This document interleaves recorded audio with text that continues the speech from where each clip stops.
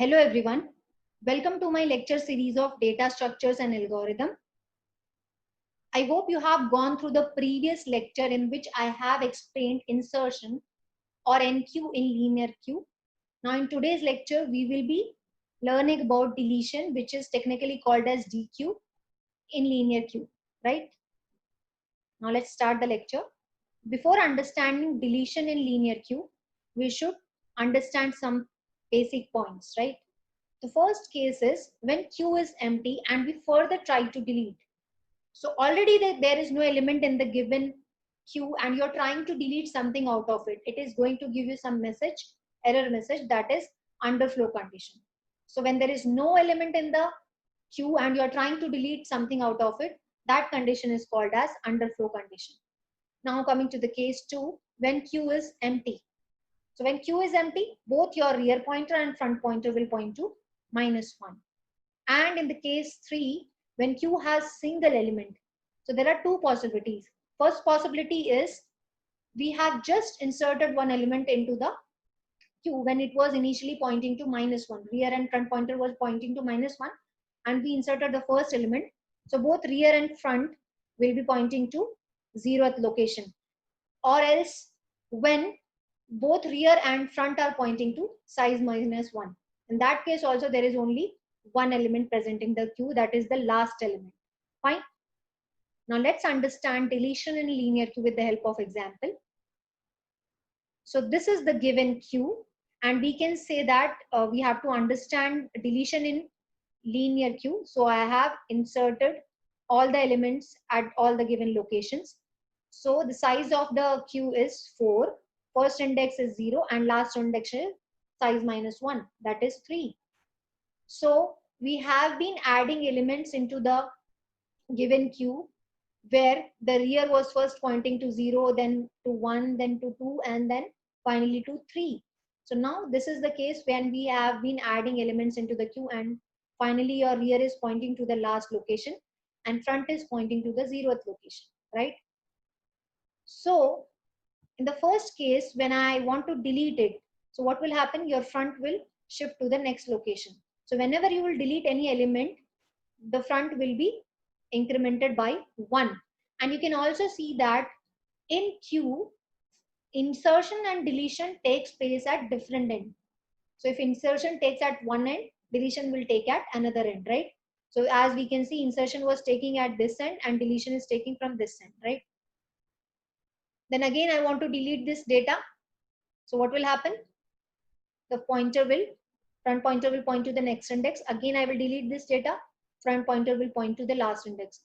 So this is the case. So initially there are two cases as I told you. One case when front and rear will be pointing to 0th location, then also there is one element into the queue. And if front and rear is pointing to the last location of the queue, then also there is only one element.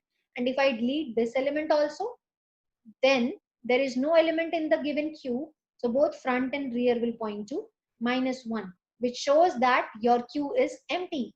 And when your queue is empty and you further try to delete any element from the queue, in that case, the condition of underflow occurs, right? Now let's understand the algorithm of deletion in linear queue. So algorithm for deletion in linear queue. So again, we have this queue array and we have front pointer which points for deletion and rear for insertion. So the name of the algorithm is delete and queue is the array, front and rear are the pointers, right? So initially when you want to delete something, then before that we have to check whether the queue is empty or not.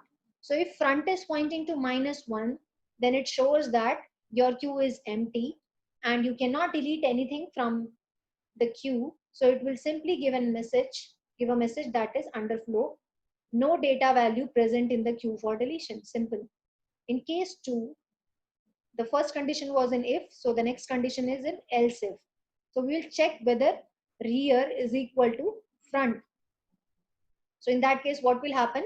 So in case of deletion, what happens is first we delete the element, then we update the pointers. But in case of insertion, we first update the pointer and then we insert the element at the updated pointer. But here, just take care of this point, which is very important. first you will delete the data from the particular front position where it was, and then your front and rear will both point to -1, because this is the case when there is only one element present into the queue. So there are two possibilities. If it is pointing to the first location, there both front and rear were pointing to 0, but when that first element is also deleted, then the queue will be empty and front and rear will point to -1. And the second case was when rear and front were pointing to size -1.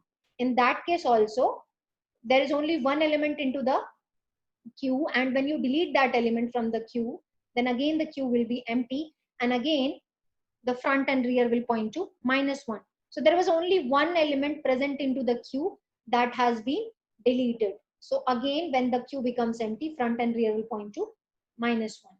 And the third case is your front is pointing to some location, right?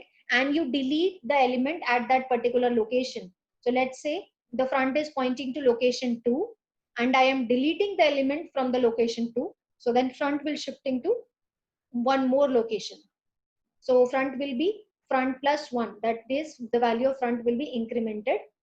So first the element will be deleted from that front location, and then front will be front plus 1.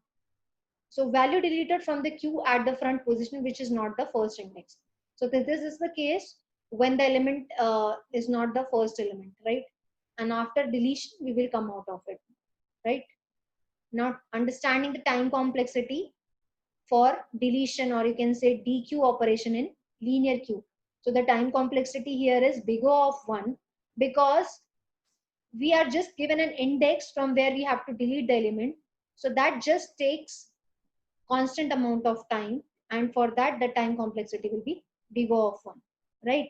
This was all about the basics of deletion in linear search, deletion in linear queue. If you have any query, please post your queries in the comment box. In the next lecture, we will study about the implementation of insertion and deletion in linear queue. Till then, stay tuned to my channel and wait for my next video. Thank you.